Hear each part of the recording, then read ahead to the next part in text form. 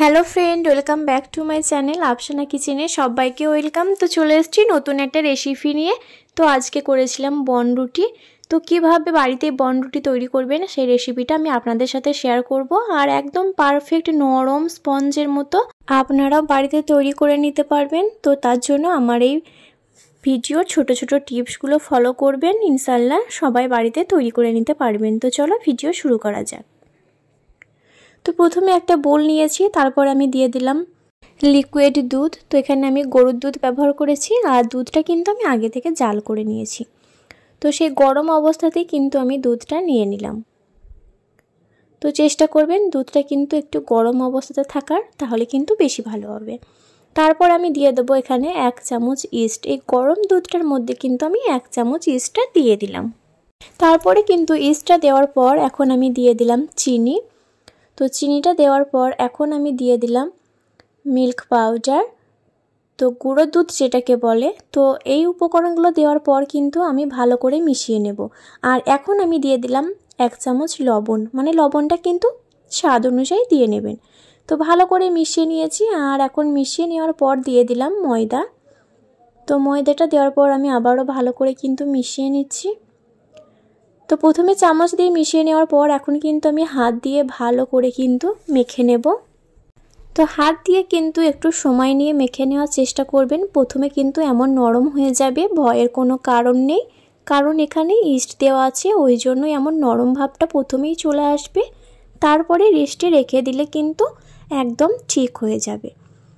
তো মেখে নেওয়া হয়ে গেছে। এখন আমি সাদা তেল নেব হাতে। সাদা তেলটা নিয়ে আর একটু ভালো করে মেখে নেব। আর চেষ্টা করবেন কিন্তু আধ ঘন্টার বেশি হলে কিন্তু আরও ভালো হবে। তো আধ ঘন্টা মতো কিন্তু ঢাকা দিয়ে রেস্টে রেখে দেওয়ার চেষ্টা করবেন। তো এই যে ডোটা আমার রেডি হয়ে গেছে। এখন কিন্তু আমি ডোটা ঢাকা দিয়ে রেখে দেব পুরো আধ ঘন্টার মতো। তো এই যে আধ ঘন্টা পর কিন্তু ফিরে এলাম। আর এই যে দেখুন কতটা নরম আর সফট একটা ডো তৈরি হয়েছে। দেখুন আপনারা কিন্তু হাতে নিলেই বুঝতে পারবেন যে কতটা নরম হয়েছে। তো তারপর এখন আমি আর একটু হাত দিয়ে ভালো করে ময়াম দিয়ে নেব। চেষ্টা করবেন একটু সময় নিয়ে কিন্তু ময়াম দিয়ে নেওয়ার। আর এখন আমি একটা স্টিলের বাসন নিয়েছি। তো চেষ্টা করবেন কিন্তু স্টিলের বাসনে দেওয়ার, তাহলে কিন্তু বেশি ভালো হবে। তারপরে কিন্তু আমি বাসনটাতে ঘি ব্রাশ করে দিয়েছি। তারপরে কিন্তু আমি এখন লেচি কেটে নিয়েছি। তো চেষ্টা করবেন একই সাইজের একই মাপের তৈরি করে নেওয়ার। তারপরে কিন্তু দেখুন আমি হাত দিয়ে কত সুন্দর গোল গোল করে পাকিয়ে নিচ্ছি। আর এখন কিন্তু ওই ঘি ব্রাশ করা বাসনটার মধ্যে দিয়ে দেব। তো আমার এই 1 বাটি ময়দায় কিন্তু 6টা বনরুটি হয়েছে।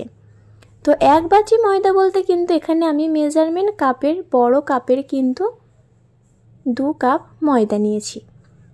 তো আমার এই ছোট্ট ছোট টিপসগুলো ফলো করলে কিন্তু আপনারাও বাড়িতে তৈরি করে নিতে পারবেন। তারপরে আমি একটা কড়াই বসিয়ে দিয়েছি। আর কড়াইটা কিন্তু একটু গরম করে নেব। আর এই ফাঁকে আমি বনরুটিগুলোর উপরে একটা ডিম, শুধু ডিমের কুসুমটা, সাদা অংশটা নয়, ভালো করে ফাটিয়ে নিয়েছি। ফাটিয়ে নেওয়ার পর উপরে কিন্তু তেল ব্রাশের মতো করে দিলাম। তারপরে কড়াইয়ে এখন আমি একটা পেপার দিয়েছি। পেপার দেওয়ার পর কিন্তু একটা স্টিলের, মানে এটা দিয়েছি যাতে ভালোভাবে বাসনটা সেট হয়। তো এখন আমি বাসনটা বসিয়ে দিয়েছি। আর এখানেও কিন্তু আমি স্টিলের ঢাকনা ব্যবহার করছি। চেষ্টা করবেন আপনারাও কিন্তু স্টিলের ঢাকনা ব্যবহার করা, একদম কিন্তু কাচের ঢাকনাগুলো ব্যবহার করতে যাবেন না।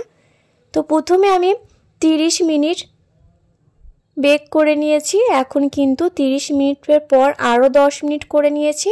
আর এই যে মোট 40 মিনিট, মানে টোটাল 40 মিনিট পর কিন্তু এখন আমি ঢাকনাটা খুলছি। আর একটা কথা বলে রাখি, আমি কিন্তু সাদা তিলটা ওপর দিয়ে দিয়েছিলাম যাতে দেখতে ভালো লাগে। আর এই যে আমার বনরুটিগুলো রেডি হয়ে গেছে। তো কেমন লাগছে কমেন্টে অবশ্যই জানাবেন। দেখতে খুব লোভনীয় লাগছে, তাই না? যদি ভালো লেগে থাকে অবশ্যই একটা লাইক করবেন। যারা নতুন তারা ইউটিউব থেকে দেখলে সাবস্ক্রাইব করবেন, আর ফেসবুক থেকে দেখলে ফলো করবেন। তো ভালো থাকবেন সবাই। আল্লাহ হাফেজ।